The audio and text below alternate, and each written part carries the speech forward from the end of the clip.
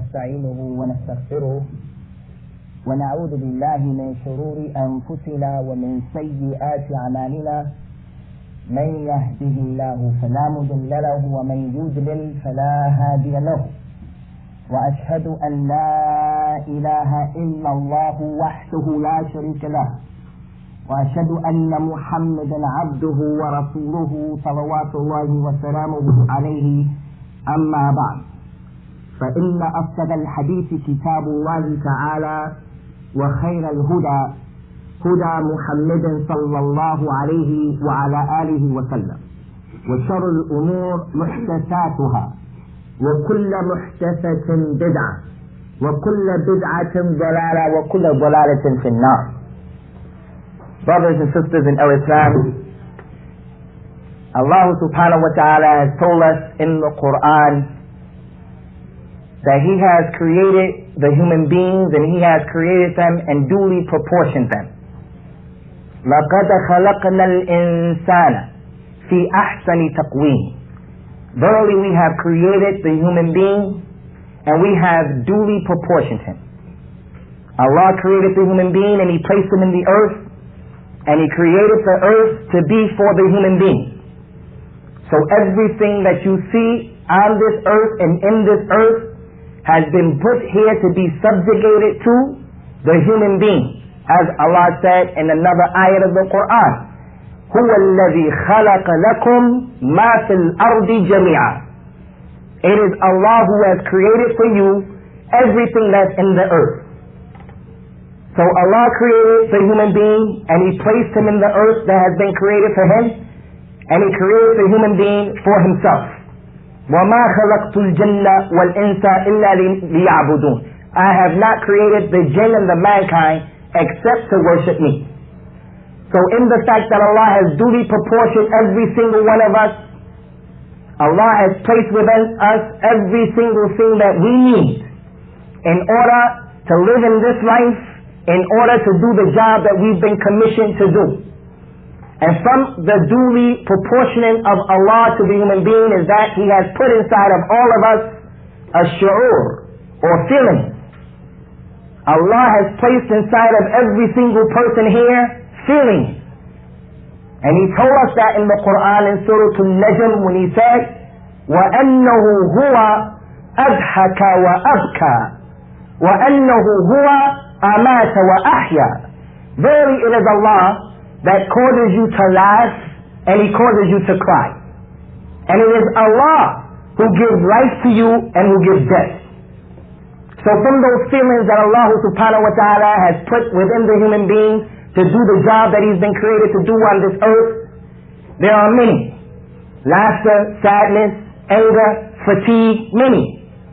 But out of all of the feelings that the human being can feel, one of the worst feelings that he can be feeling is the feeling of being misunderstood. Especially when he's being misunderstood by people that he cares about or people who should be close to him. Like the husband and the wife.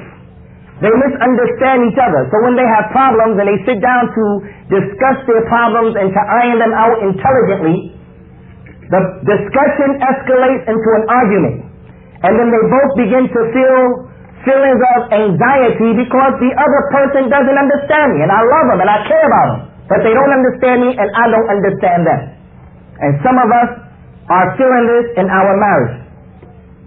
So the feeling of being misunderstood.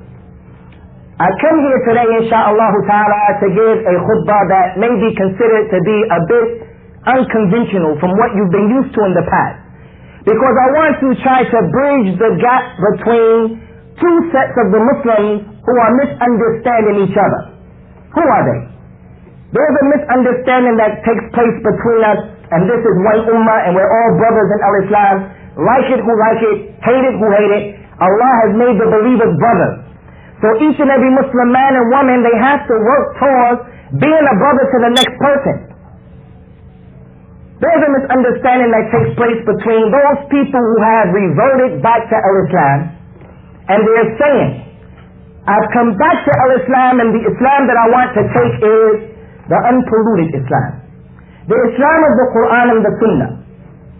And I'm not really interested and people's opinions, especially when those opinions go against what the Qur'an and the Sunnah are saying, and especially when those opinions are not supported with any proof. So the misunderstanding is between the people who reverted back to Islam and the people who Allah blessed to be born Muslims, raised as Muslims, and they're still Muslims. Like the brothers who are from the Arab countries, the brothers who are from Pakistan and India, the brothers who are from the islands like Trinidad and Guyana. There's a misunderstanding between the two groups. A brother came to the masjid the other day and he wanted to donate to the masjid some rolls of tape that he wanted to put on the floor in the masjid in order for us to straighten our lines by the tape. I said to the brother, we'll take the tape and I guarantee you the masjid will utilize the tape and that which will make you pleased. He said, I want the tape for the rolls. It seems like you don't want to use them for the rolls. Why not? I told him I really don't want to go through it, but we're not going to use the tape for that. He said, please explain to me why not. I told him it's very simple. In Islam, if the Prophet sallallahu alaihi wasallam had the ability to do something, and he chose not to do that thing, it is not permissible for us after that to come to try to get close to Allah and try to do that thing when we had the ability to do it and he chose not to do it. So it was clearly within the abilities of the Messenger of Allah sallallahu alaihi wasallam to go to a khiyaf, to a sower, and take from him some material and run a string from one end of the masjid to the other end of the masjid and make as many lines as he needed so that the people can line up and the line would be straight. He had the ability to do that.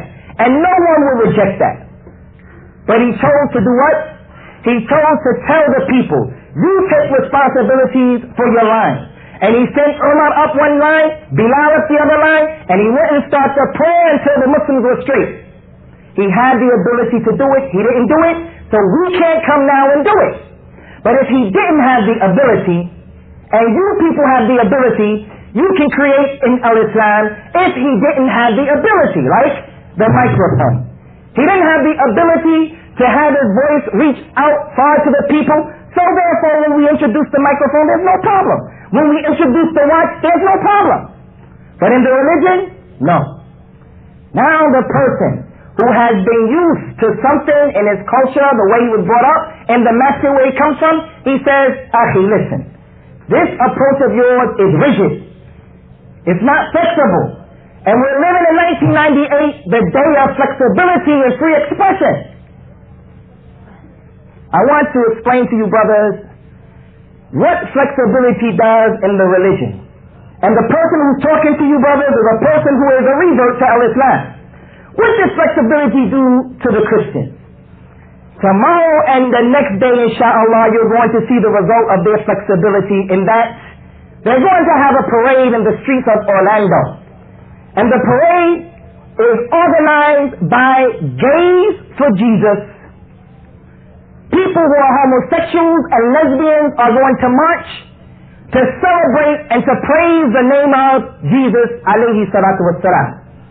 So the leader of those people came on the news and he said to the people a remarkable statement. He said, in showing his flexibility, in showing his taking liberties with the religion that Jesus brought, he said, how do you know that Jesus Christ wasn't a homosexual? How do you know that Jesus Christ wasn't a woman? Now the other Christians cannot become upset. You people say subhanallah, astaghfirullah.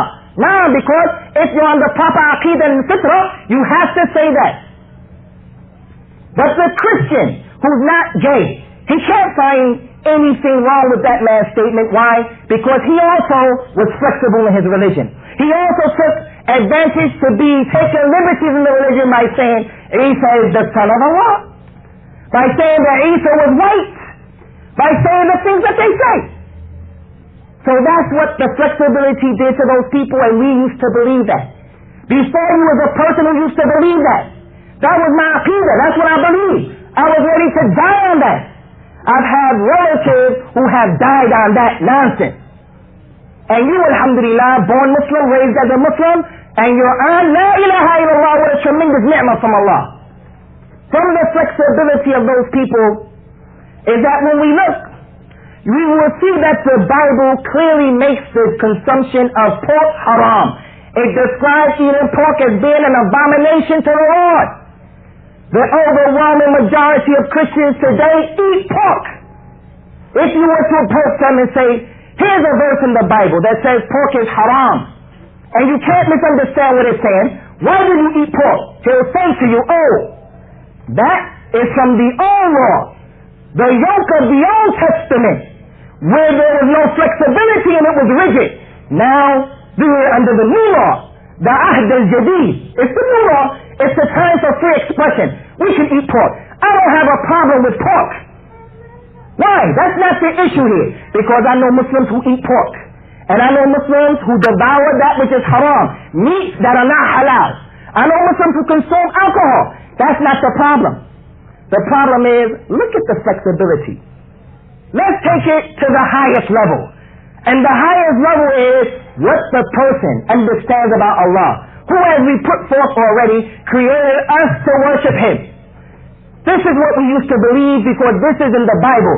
Brothers and sisters who are not users to Al-Islam, try your best to put yourself in my position. We grew up as Christians thinking that the Bible was the word of God Almighty. If someone said to you, put your hand and swear on the Bible, you would become afraid and you wouldn't lie. In that Bible, in the book of Genesis, listen to what it says. It said that Allah subhanahu wa ta'ala challenged Yaqub, the father of Yusuf and Binyamin, alayhim as-salatu was-salam. Allah challenged Yaqub, Jacob, to a wrestling match. And Jacob agreed. And the duration of the match would be up until Fajr time. Someone had to win before the break of dawn. So they started to wrestle in the book of Genesis. And Yaqub was defeated Allah in the wrestling match. And then Yaqub said to Allah, and then Allah said to Yaqub, let me go. Let loose of me. Yaqub said, I'm not going to let you go, God, until you bless me. God said, okay, what's your name? He doesn't know. He said, my name is Jacob. He said, from today your name will be Israel, because you wrestled the people and you defeated them, and you wrestled Allah and you defeated God. That's what I used to believe. That's what I almost died upon. And every time you get hit by a car, you dead, and that's your aqidah. The two angels come to you in your grave and say, what is your religion? Who is your Lord? What do you have to say about Muhammad? And I would have said, la adri. I don't know. I believe the Lord wrestled with Jacob.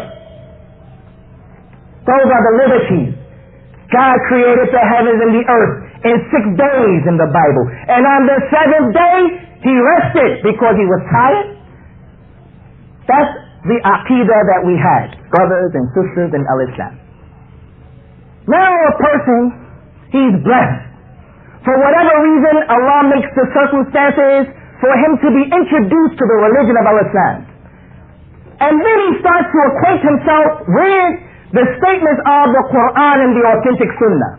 And he finds that the Prophet sallallahu alaihi wasallam said in the authentic hadith that's been collected by the Imam Muslim on the authority of Abdullah bin Mas'ud, describing the Lord of all the world.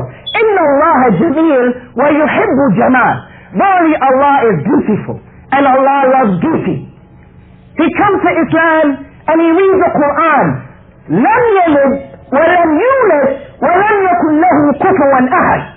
He's not born, nor does he give birth, and there's nothing like unto him in the creation. Look at the most magnificent part of the creation. Go to the ocean and look at the sunset. And look how small you are in comparison to that creation. That's not like Allah in His magnificence. There's nothing like unto Him. He comes to Al-Islam and he reads Ayatul Kursi. He reads those ayats that describe to him who Allah is and how He is. إِنَّ رَبُّكُمُ اللَّهُ الَّذِي خَلَقَ السَّمَاوَاتِ وَالْأَرْضِ في 6 أيام ثم استوى على العرش. He is your Lord Allah, who has created the heavens and the earth in 6 days, and then He elevated over His arsh, over His throne. So the Prophet sallallahu alaihi wasallam, he goes to the young girl who's a slave. And he said to her, where is Allah? The young girl said, over the sky, over his throne. So now the Muslim knows that Allah isn't everywhere. He knows where his Lord is. When he wants to make dua, he knows where to look. He knows where to expect the barakah. He doesn't have problems, and then he makes a dua to a God who may be tired at that time. He needs to rest. Who can be wrestled and defeated in a wrestling match. This is not the case in Al-Islam. The man reverts back to the religion of Al-Islam. And he hears the statement of the Prophet sallallahu alaihi wasallam that's been collected by the Imam Al-Bukhari and Muslim on the authority of Anas ibn Malik. And please understand this hadith, because this is really it in a nutshell. ثلاثة من كن فيه وجد حلاوة الإيمان أن يكون الله ورسوله أحب إليه مما سواهما وأن يحب المرء ولا يحبه إلا لله وأن يكره أن يعود في الكفر كما يكره أن يلقى في النار بعد أن أنقذه الله منه. There are three things. If a man finds these three things in his existence, he will taste the sweetness of faith. That Allah and His Messenger become more beloved to him than anything else and anyone else, even his mother and his father. And that he loves a person and he only loves him for Allah's sake. And that person hates to return back to disbelief after Allah has saved him from it, just as he hates to be thrown in the hellfire.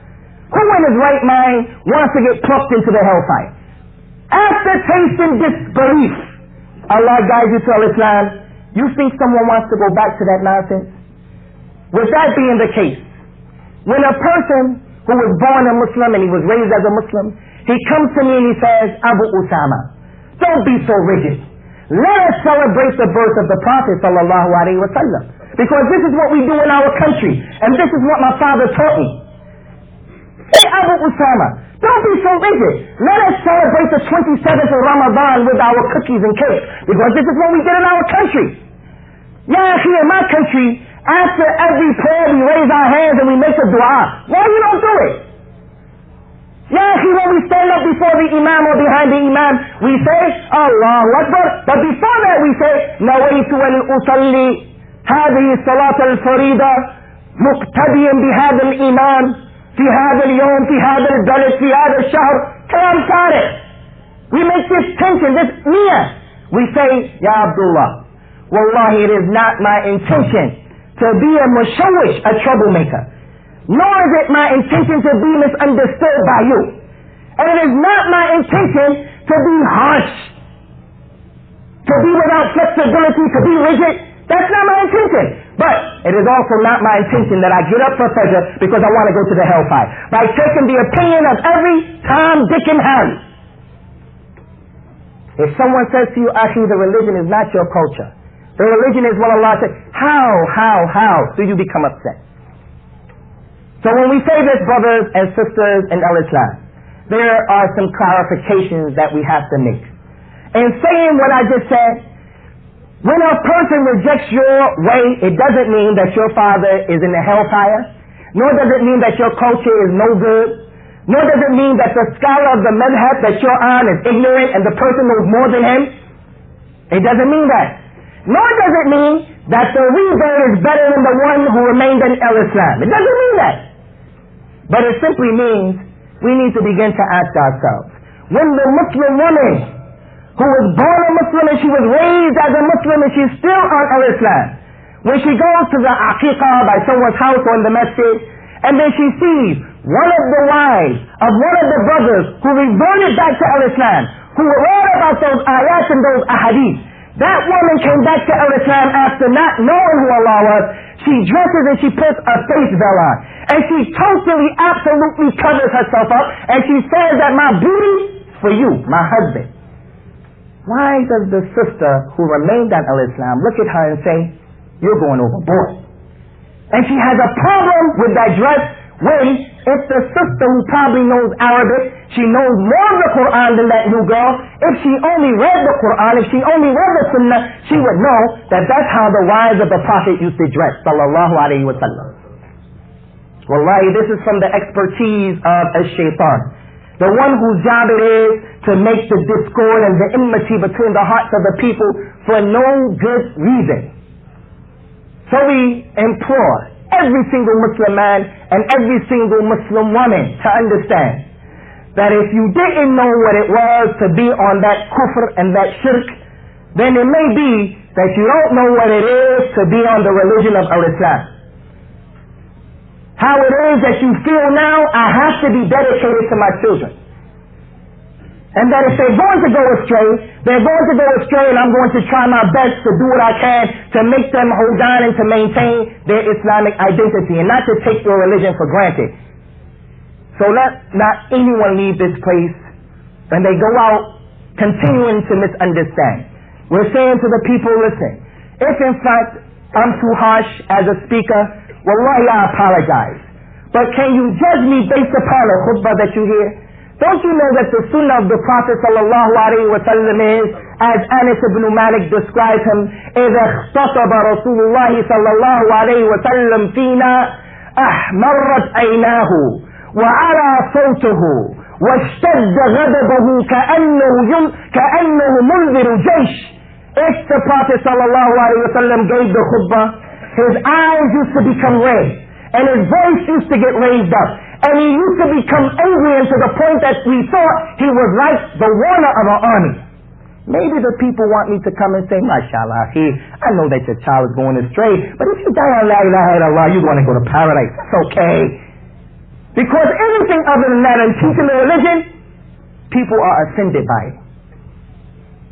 From the expertise of a shaitan, ikhwan.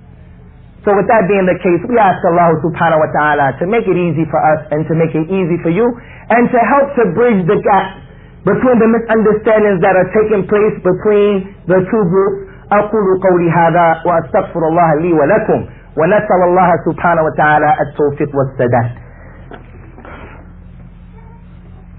بارك الله فيكم. خليه.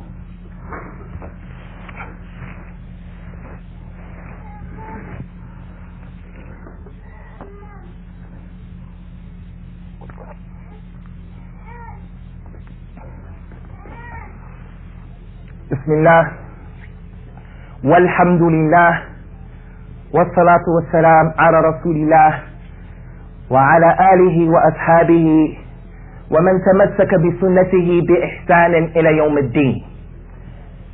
The last hadith that I want to end this khutbah in or with is for both groups. Those people who have reverted back to Al-Islam by Allah's favors upon you, and those people who are Muslims, raised as Muslims, and they're still Muslims. And we hope and pray that you take this hadith that you heard before away and you consider it and digest it, and then measure yourself and try to find which side of the fence are you upon as it relates to this hadith that the Prophet sallallahu alaihi wasallam described for us. When he says sallallahu alaihi wa ala alihi wasallam, inna al-Islam bada'a ghariban وسيعود غريبا كما بدأ فطوبى للغرباء. Verily Al-Islam began as a stranger. It wasn't the end thing for the people of Mecca. It wasn't what the kuffar of Mecca were talking about or what they wanted. Verily Islam began as a stranger, and Al-Islam is going to return as a stranger. So tuba to the strangers. Tuba is a tree in paradise whose distance is that if you were to get on the fastest riding beast, the fastest one, a general statement, the fastest riding beast, and you were to try to ride to get out of the shade of that tree in paradise, it will take you 500 years to get out of the shade. That will be the reward of the strangers, the ghuraba. They asked him, Ya Rasulullah, wa man al-ghuraba? Who are the strangers? Who are those people who are the strangers? He said, they are the people who try to make the affairs right when the people make them wrong. Those people who listen to them and obey them are far less than the people who go against them and who are their enemies. So when Islam comes back, because the Muslim world has been affected with and by what it has been affected with. And we have a renaissance now, and everywhere you go there's a renaissance in Pakistan, in Egypt, everywhere you go, in the United States. When al-Islam starts to come back, the Muslims themselves are going to look at al-Islam and they're going to find it strange. Why? Because the way I grew up is not the way of this Islam. When Isa ibn Maryam alayhi salatu wasalam comes back, the Islam that he's going to be upon is the Islam of the Prophet sallallahu alayhi wa sallam. And when he meets up with the Muslims, there are going to be Muslims who can't be identified with what he's saying. It's not going to be enough that he's Isa ibn Maryam. There are Muslims now who don't even believe that Isa ibn Maryam is coming back. There are people who believe that, who consider themselves Qadianis. So what do you think? What do you think about the other people, just the regular ummah, the people who are halfway committed? So now that everyone has shown up here today, this is a clear manifestation of the Iman, the faith of all of you. We're saying that, brothers and sisters in al-Islam, let us become more committed to this religion. When the commitment is there, you're going to find the hearts of the people coming together with all of the differences that we have in cultures, in names, in languages, in colors, in professions. When we become committed, that's when you're going to find the melting pot of al-Islam producing something for ourselves and for the civilization, as it did during the time of the Prophet sallallahu alaihi wasallam. But if we find it enough that my name is Ahmed, my name is Abu Usamah, I pray on Friday, I fast in Ramadan, and I pray in Ramadan, but that's it. That's not going to be enough. We're going to have people who are going to be trying to do right, and then the other people are not going to do right, and then there's going to be a clash between the two groups. So take that home and consider it, inshaAllah subhanahu wa ta'ala, and we ask Allah the Most High by His most exalted name to make things easy for us to understand, and to make what we were trying to do understood by all of you. If anyone in this masjid, if he has any comment, any suggestions, wallahi, we're open for that, because we want al-Islam to grow. We want this religion to affect the lives of the Muslims and the non-Muslims alike. Who in his right mind would want the detriment of al-Islam, evil to befall al-Islam?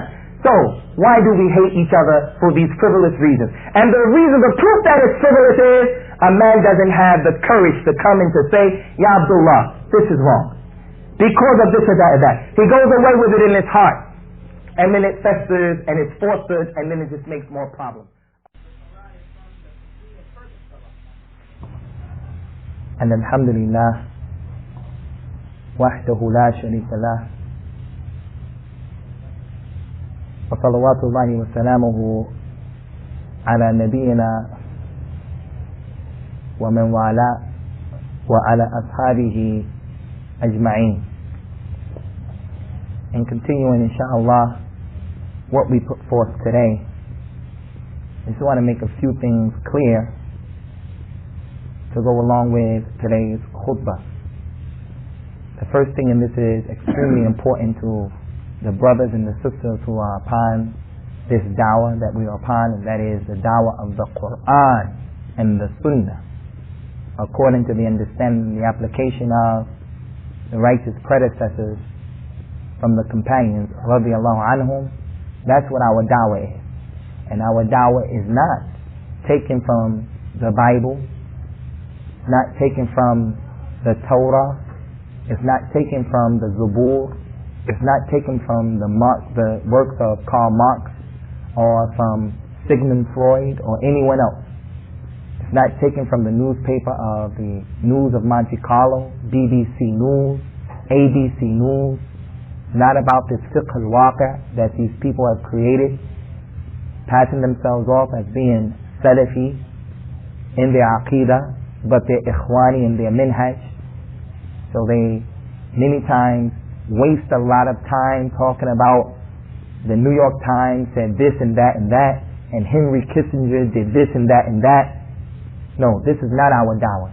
The dawah to Salafi is the dawah of the Qur'an and the Sunnah according to the understanding of the companions of the Prophet sallallahu alaihi wasallam. So we don't want anyone to think because we used some of those lying passages from the Bible that the people changed, that we are encouraging the brothers here to go to look into the Bible and to refute Christians that way, the Ahmadi that way.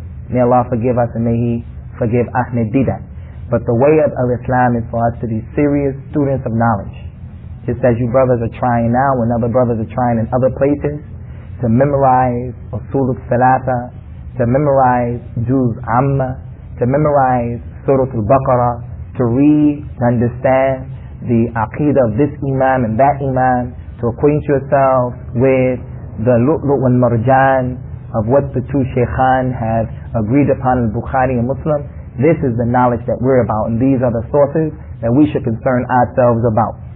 And this is what we find the scholars of Islam teaching, and this is what we find the serious students who are going forth doing, like what is taking place in Yemen with Sheikh Abu Abdul Rahman Muqbil ibn Hadi al-Wadi'i, Hafidhahullah Ta'ala. Those brothers up there are spending their time seriously in the pursuit of knowledge and da'wah. And this is what we want to do.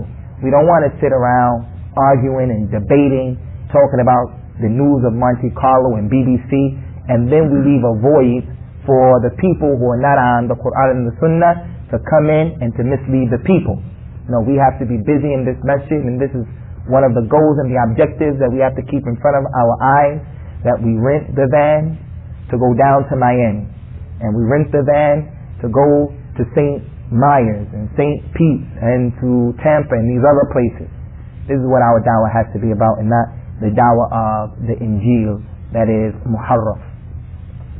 The other thing is extremely important, ikhwan, and that is that many of us who Allah subhanahu wa ta'ala has blessed to be reverts to this religion, many times we also are guilty of misunderstanding our brothers who are Arabs or who are from Pakistan or who are from another persuasion, that they were born on Al-Islam and they grew and remained in Al-Islam, and that we look at them with this eye of contempt as if we're better than them. I think that we have to rectify this misunderstanding and get rid of this disease, because so many times I've heard brothers describe Arabs or Pakistanis, brothers who come into the masjid and they're not from where we are in terms of being reversed, and they'll say, he out of it, or something like that, or he's not down. And we look at ourselves as being holier and more righteous and virtuous than the other people. It's enough for us to understand that the Prophet ﷺ clearly told us that the Arab doesn't have any virtue over the non-Arab, nor does the non-Arab have any virtue over the Arab. And how Allah subhanahu wa ta'ala clearly told us in the Qur'an, Inna akramakum indallahi atqakum. Verily the most honorable of you in the sight of Allah is the one who has the most taqwa, and who in his right mind will have the nerve and the audacity to take liberties with saying that Allah is pleased with him because he's the most pious, he's the most righteous. It may be that all of the actions that we put forth up until this point are going to be rejected by Allah Ta'ala because we didn't have the total absolute ikhlas that's necessary for that action to be done.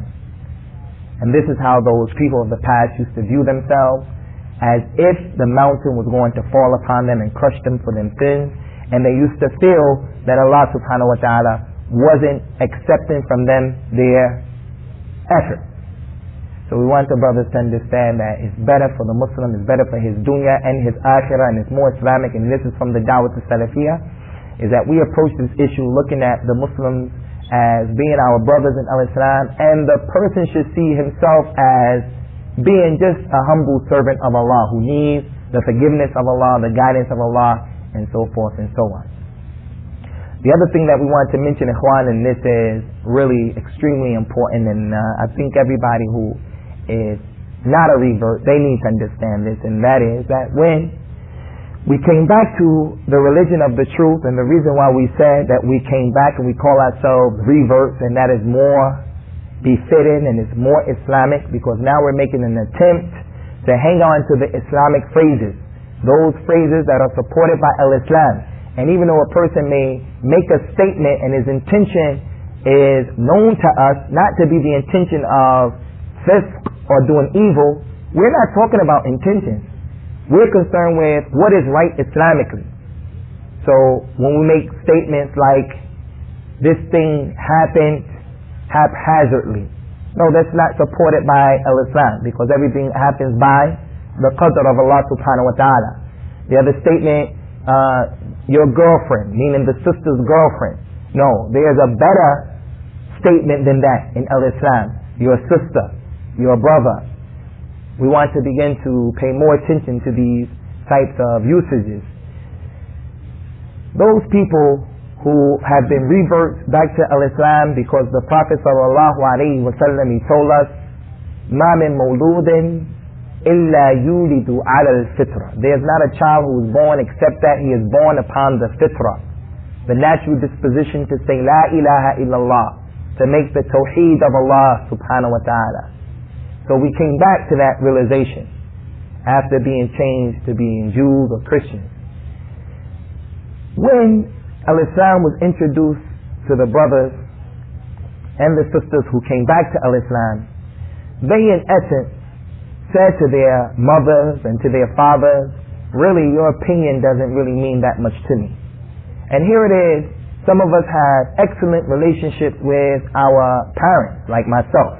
I have a very, very good relationship, alhamdulillah, with my mother and my father. So people who have those types of relationships, he looks at his mother, the woman who carried him for 9 months, went through all of the pain and the struggle that's a part of being pregnant, dropped her load and took care of him when he was helpless and defenseless. Even if you're not close with your mother, you can appreciate her efforts just for that. She raised you up, gave you food, drink, clothed you, really looked out for you. When you used to get in trouble, you were wrong, guilty. But if you told your mother, I didn't do it, she was on your side against the court system, against the police, and she would swear that it was racism, that they were trying to make a conspiracy to implicate her son. She was in your corner.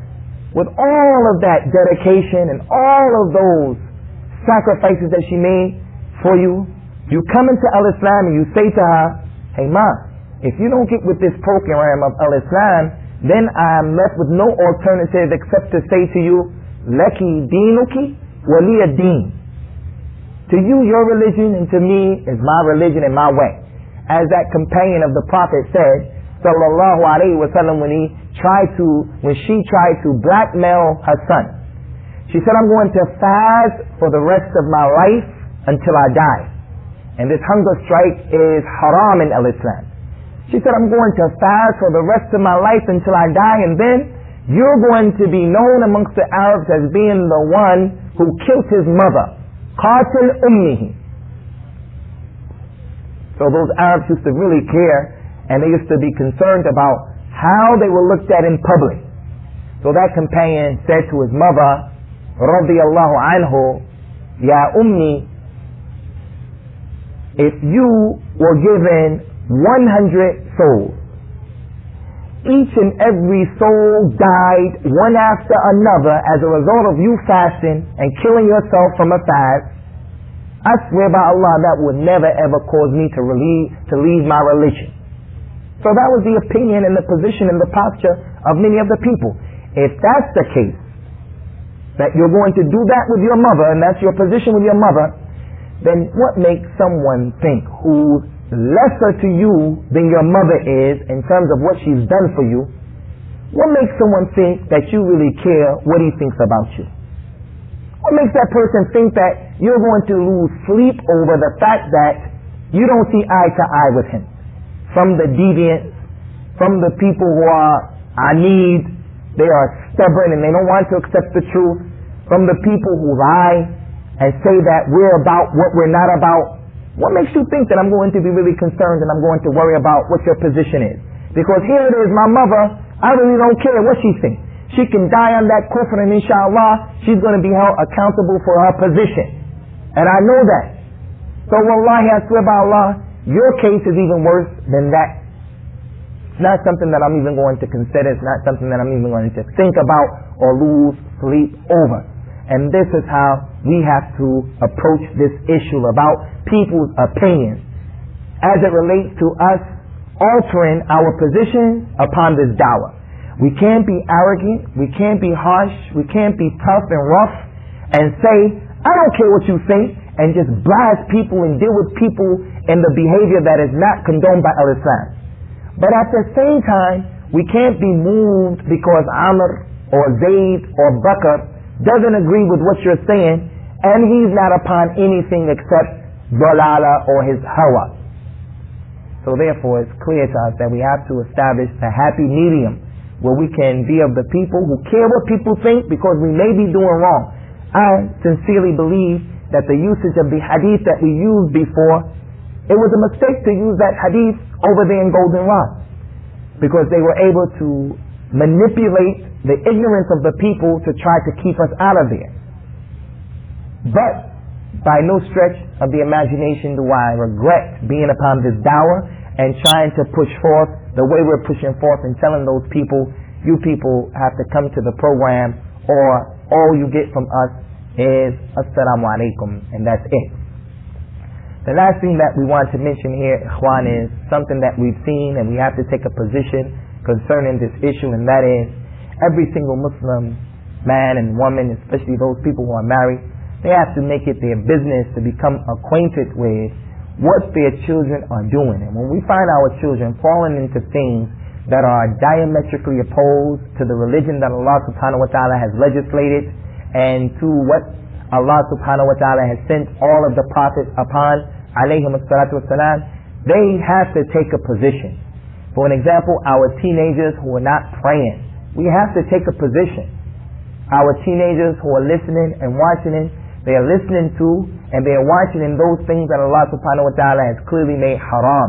We have to take a position against that situation.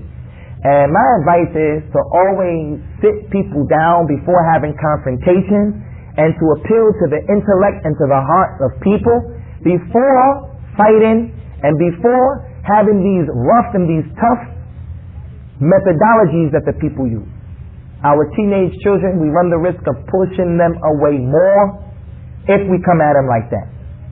The reason why I mention that is because the other day there was a brother who was from Pakistan. He had his son and his wife, and they were in a restaurant there, and the boy had on a shirt that said Austin, AUSTIN 316, Austin 316. Not knowing who Austin was, I figured it had to be some personality who was popular, but I knew what 316 was. So I told them that 316 was a chapter in the Bible that those Christians consider to be the pillar of their da'wah, the Trinitarian. And that is that lion verse, God so loved the world that he sent his only begotten son. Another one of the liberties that they take with the Bible, and another one of those examples of those people expressing their flexibility. God so loved the world that he sent his only begotten son. It's similar to the other statement in the Bible when Adam and Eve alayhim as-salatu was-salam were in paradise. According to that nonsense, Adam and Eve ate from the apple. According to them, they ate from the tree, they ate the apple, and now they're covering themselves, and God gets upset with them, and then Shaitan comes to God in the paradise and whispers to him, and God becomes sorry for creating Adam and Eve. After Shaitan made the waswas to him, he becomes sad and sorrowful for even creating Adam in the first place. Unbelievable. So how is it possible that the Creator begets? He goes to sleep. As the ayat in the Qur'an said in Ayatul Kursi, لا تأخذه سنة ولا نوم. He does not become fatigued, slumber doesn't overtake him, nor does he go to sleep, not to even mention getting tired. So I told them that this is talking about this verse. And this person, Austin, whoever he is saying that he's like the Son of God. So the kid said, Austin is a wrestler from the WWF. He's a wrestler. And sure enough, they say 316 with his name. And you can see it sometimes in the stands during the football game with the Denver Broncos for John Elway, who, if he doesn't accept Islam, he's from the people of the hellfire. They put John 3:16 as if he's the son of God as well. So we told the mother and the father that this is against the aqeedah of Islam to even wear the shirt. They tried to explain it away and say, no, 316 is a temperature. Because often this man, he's real cold and he's cold as ice. So it's showing a low degree in the temperature. I can't understand how ignorant in the secular knowledge someone can be. Because if you're using Celsius or Fahrenheit, 316 is nowhere to be found in either one. If anything, 316 with the two dots between 3 and the 16, I can understand someone saying it's 3 o'clock, 16 minutes after 3 before you use it as a temperature. 316 is closer to a temperature. But they were trying to explain away. Why? Because their son liked this shirt and they spent money on this shirt. So I asked the man, listen, if someone came up to you and they told you, look, this hamburger that you're using, that you're eating right now, it is just that. It's a hamburger. And it is pork. Would you continue to eat it? He said, of course not. I said, then how can you allow the child to continue to wear the shirt after he's making dawah to one of the pillars of his shirk and kufr? It's like walking around with a cross on your chest. Believe it or not, the brother kept his shirt on. So you say to the brothers, and Allah subhanahu wa ta'ala, as you all know, He doesn't beget. Begetting is the action of the animals and is not befitting with Allah and His Majesty to beget. We have to pay attention to these things. Breaking the crosses in our homes. Keeping that kufr and that shirk out of our homes. People who have those cable channels where the preachers come on calling to that nonsense, you should put a block on that nonsense, on that kufr and that shirk. Because some of those people, when you watch them, they can be captivating in the way that they get down, in the way that they talk. Some of them are charismatic, and some of them, when you listen to them, it's possible that your heart can become attached to them.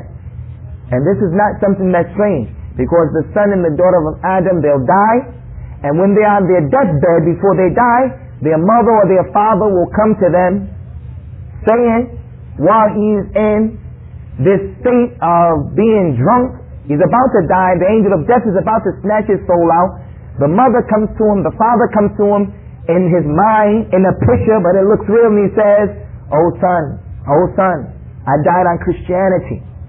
And Christianity, this is what it's all about. So reject Allah, reject this Islam. And at that last minute, he says the statement of kufr. So it can happen to you in your lifetime, and it can happen to you on the deathbed. And that's why the Prophet ﷺ, when he used to make the sajda, he used to make that dua, Allahumma مقلب القلوب ثبت قلبي على دينك. Oh Allah, the turner of the heart, establish my heart on your religion. If that was his dua, Abdullah, then what about you? And what about you? And what about you? And what about me? It's even more so. So if you brothers have any more or any questions or comments, inshallah, you can feel free to put forth what you have. Fadl ya akhi Rashid. Is that the same dua that Rasul alayhi salam used to make? Say, oh by you who turn the heart, Satan from the evil end? No, it's a different dua, but he used to say that a lot. Aisha said he used to swear, and he used to swear a lot by saying, wa muqallibul qulub, I swear by the turner of the heart. And this dua that you just said is another dua altogether. So all of those are from the dua of the Messenger of Allah sallallahu alayhi wa ala alihi wa sallam. Now, alaykum salam. Okay, akhi, jazakallah khair. Fadli ya Abdullah. Where do we draw the line in giving dawah to our parents who are Christians? Where do we draw the line as far as what we owe them, and as far as the lengths we go to give it dawah to? Now, hey Abdullah, before answering that question, akhi, I have to let you know, since you came from Tampa, mashallah, you're one of the most beloved people to me in Orlando. Your sacrifices are clear for the dawah, and inshallah, your love for Allah and His Messenger is clear. But I asked you already, Abdullah, stop wearing those shoes in the masjid and don't be a fitna for the people. We don't want to give these people the opportunity to reject our dawah because of things like that. It's from the sunnah and all of that. But even today, the khutbah was designed to bridge the gap between us and those people. To get these people to start to understand, look, we're not against you people. We're not people who are trying to make trouble. So they look at those types of actions that are from the sunnah because of their ignorance. They look at it as being reasons why they can't get with what we're about. As for, and jazakallah khair, as for drawing the line between our, giving dawah, I think that the person should go the extra yard in calling his mother and his father to the religion of Al-Islam, and be willing to bend over backwards for his parents. Be willing to bend over backwards. And we spoke about this before when we talked about the virtues of taking care of the parents, and when we talked about the right that both of them have over us. That the man will never be able to give his father his rights unless he found his father as a slave to another man. He went and he purchased his freedom, and then he let him go. He freed them. Now none of us are in that position to even do that. They are in the slavery of kufr and shirk, so therefore let us do our best to free them from that kufr and from that shirk. You and your money belong to your father. Your mother has more right for your companionship and to be obeyed and to be listened to and be honored and respected. So I say bend over backwards. But if they order you to make shirk with Allah subhanahu wa ta'ala and to disobey Allah subhanahu wa ta'ala, then kindly recline in a respectful manner. Now of course, there's the type of parent who's an enemy to Allah, His messenger, to the believers, and to his own self. And that's why some of those companions used to do what? They used to say, look, if I find you on the battlefield, I'm going to kill you, as Abu Bakr did with his son. And many of the other companions used to do the same thing. If the person's parents are on that level in their enmity and hatred, then he has to deal with him accordingly. It may be necessary for him to take those extreme measures. And we ask Allah subhanahu wa ta'ala not to make any of us maftoon with that type of circumstance. Now, Akhi.